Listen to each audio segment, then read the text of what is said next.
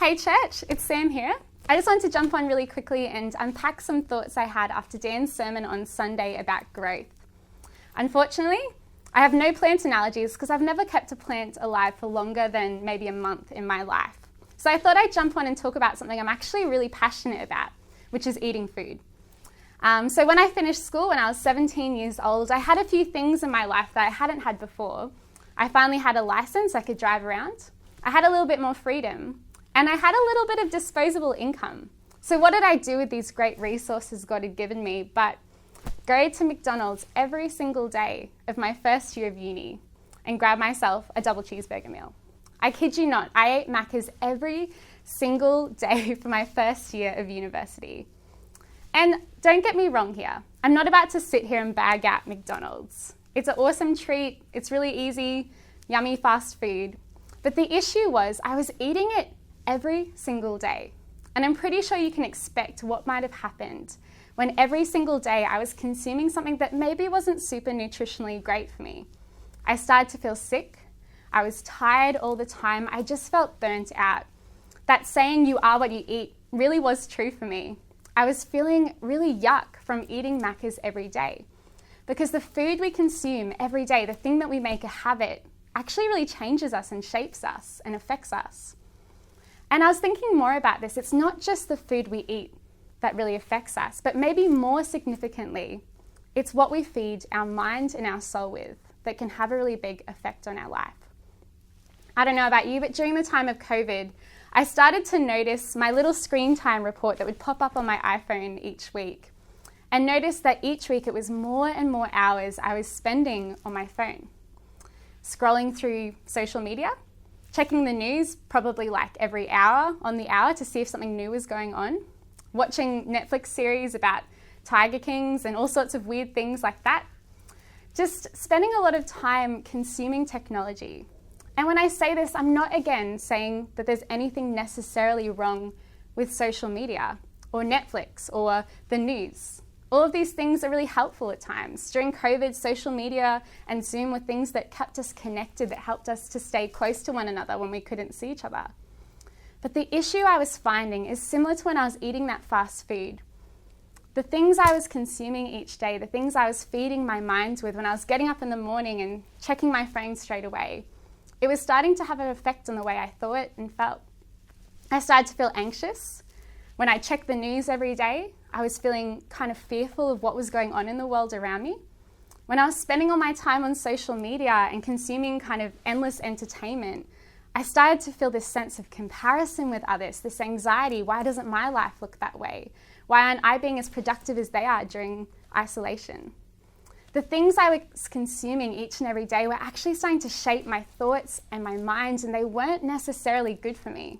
That while they made me feel good in the moment, like a good cheeseburger will, that long term, the patterns and the habits I was forming were shaping me into someone I didn't actually want to be.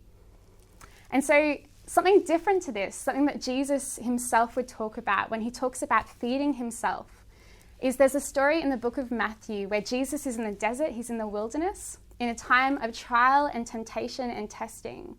And during this time where this devil, Satan, is testing him and tempting him, he responds by saying and quoting this verse from Deuteronomy that says, "Man shall not live by bread alone, but by the word of God."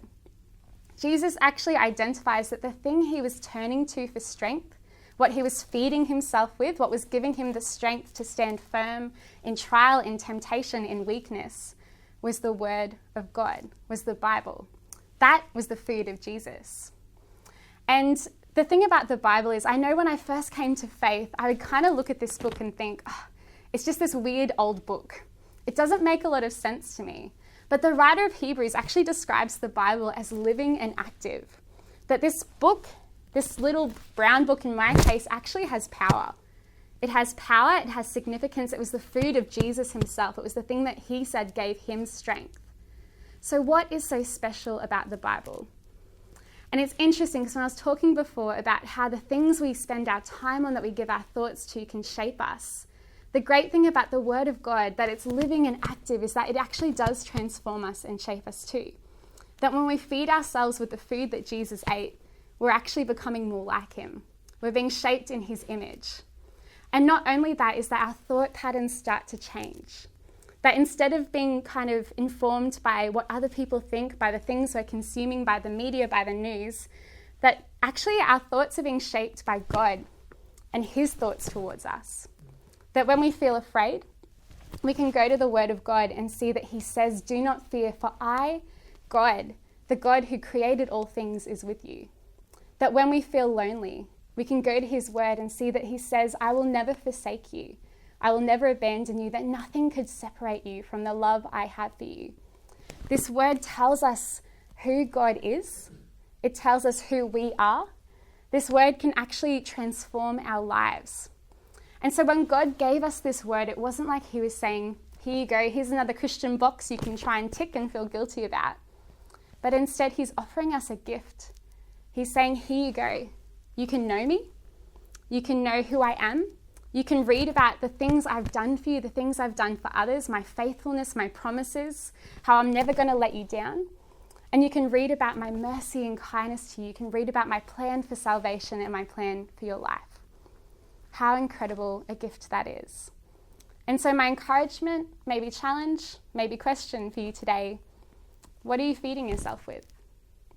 What are you going to feed yourself with today?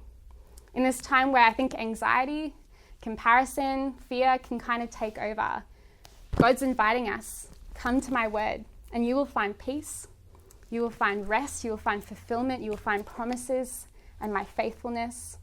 I will give you something to eat that's not just going to keep you satisfied for a moment, but something that's going to fulfill you for the rest of your life. Thanks, church. I'll hopefully see you soon.